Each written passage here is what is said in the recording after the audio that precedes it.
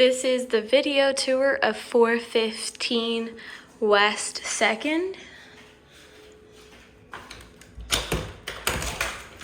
So outside here you have a back driveway and a garage.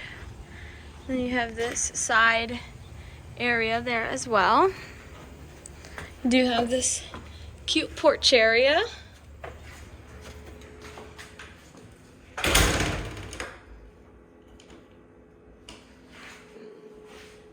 So we'll go upstairs and then we'll take the basement on. So here you have the formal dining room, or the dining room. Next you have the living room here. This also has the front door. We've closed off the access to the wood burning stove there, so there is no more fireplace. Here is the front entryway area.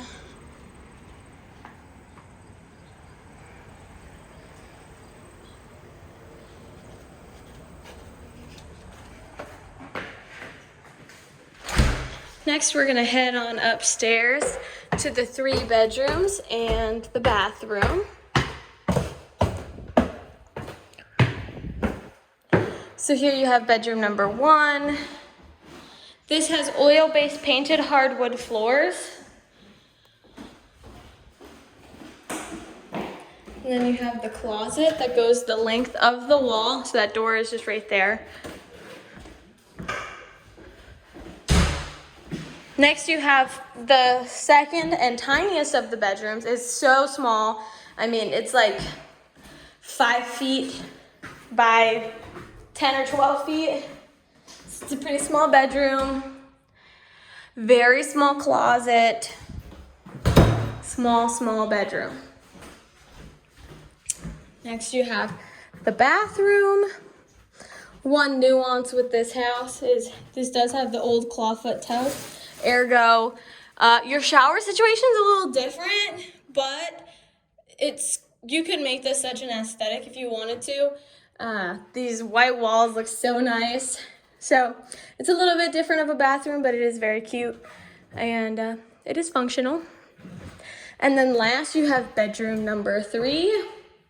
I would say this is probably the largest of the bedrooms.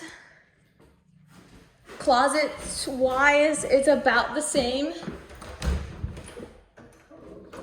Large closet here as well.